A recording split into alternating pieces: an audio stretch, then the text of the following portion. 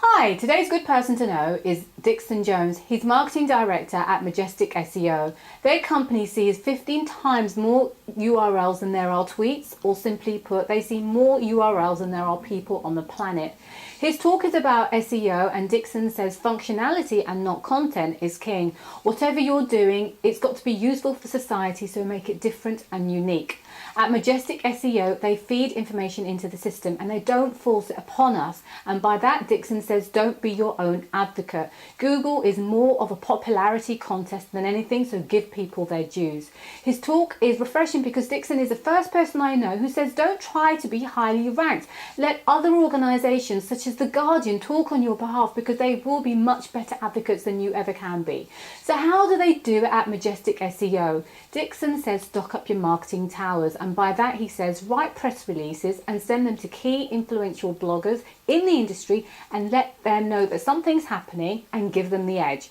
On launch day itself, let them spread the word, make it entirely social. And if you are going to write a newsletter, do it at least 24 hours later so that you can keep on momentum, but have it ready and prepared. Now, I'm really sorry about the sound quality. I was at a conference, but I thought this video, especially on SEO, was just too good for you to miss. If you are concerned about SEO, it really doesn't have to be as difficult as people make out. Dixon says use bloggers, that's what they're there for. So I hope you enjoy this video and thank you for watching. There's around about 500 million tweets a day in the world. We crawl 2 billion pages a day and we see 7.7 URLs a day. So we are seeing something like 15 times as many URLs as there are tweets in a day. Or alternatively, you say we are seeing more URLs every day than there are people on the planet. The SEO world needs to revise their definitions. For those that are involved in search, we sit there and say content is king. I think that functionality is the new content. You have to do something that is useful to society. If you can be different to other people, you are going to find that your world is a lot better. In search, in marketing, in business. Would you rather go to the Taj Mahal, or would you rather go to one of those buildings? The Taj Mahal. Because it's different, it's unique. And so those are the two things that you need to start with, I think, in search. Everything that we used to do, everything that we used to call content, now supports the real content, which is functionality. So once we've done that, we feed, we don't force. So we do not force information out on third-party websites. We don't try and get links just for the sake of getting links. We try and feed the story, and it's a very important difference. And I'm going to show you exactly how we do that. Know that you cannot be your own advocate. I think for many years, we used to write content, put it up on our blog, hope that it's all going to work. It doesn't matter if you say you're good. That makes no difference. Funny, Google, the best way I've heard Google design, it's not so much a search engine, it's more of a popularity contest. The second thing that we do is we build our marketing towers in advance. So I'm a believer in marketing towers. These are all sort of like individual things, whether it's a newsletter, whether it's a blog, a post, whether it's coming to a conference. Build these things in advance so you're prepared. Don't do things in isolation. Work out what you're going to say when over a period of time so that the right people hear it in the right order. Give to Caesar what is owed to Caesar. You don't actually want to be ranked high on search engines.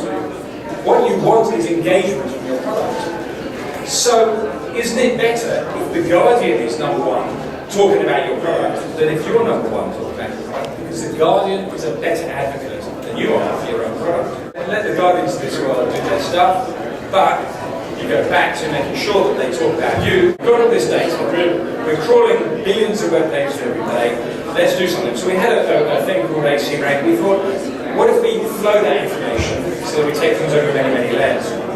And it's turned out to be a very powerful metric. So the old metric was purely a log of scale of referring domains. It ignored internal links and so on. So there were all different sorts of problems with our previous metric. So we came up with a new metric. And here's the theory behind it. So the theory behind it is that we do flow data. We've got a value for every single page on the web based on how many links, how many domains linked to those pages on the web. That gives us a score, a metric.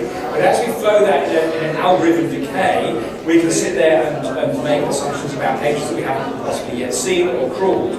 We got this stuff out, we've got new functionality. That's the point, we've got something new that the rest of the world hasn't got. How do we then turn that into something that's really effective on search? We took the idea, and then we stocked up our marketing talent. So what we did then was build a great press release. And we do this every time, we do exactly the same thing time and time again. When we write our press release, it's not going to go out to lots and lots and lots of people. It's going to go out to bands, Tom Craver, lots of people that we know, we've met, we know they're influential in my industry. Make it very, very easy for them. We will give them the go live URL. We'll tell them when we go live, it's going to be on this URL. It's going to go live on this time, this date. We give them pictures, we give them an edge.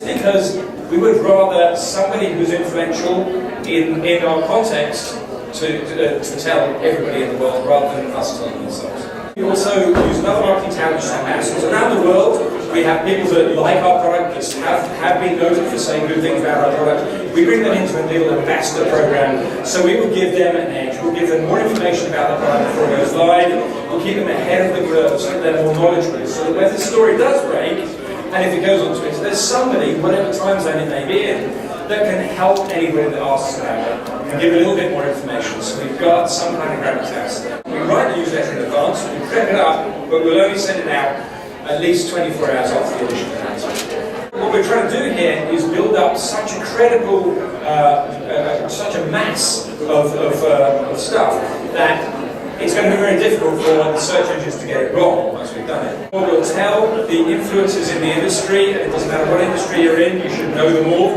you should have drinks with them, you should, be best friends, and our ambassadors. We'll give them the knowledge advantage. The day of the launch, everything is social. Everything is social, but what we're hoping is that the influencers are telling the less knowledgeable, rather than the less knowledgeable trying to teach the influencers. Say the newsletters for after the event, and then we make sure that we've got a lot of follow-up so that we can provide in-depth knowledge feedback for people to really fulfill the message. Because that will make a difference. Because with all of that, it's extremely difficult for Google to get it wrong. It's not about the landing page. It's not about links. It's not about content. It's the fact that wherever Google goes, Google has to decide that you are the expert in that particular instance.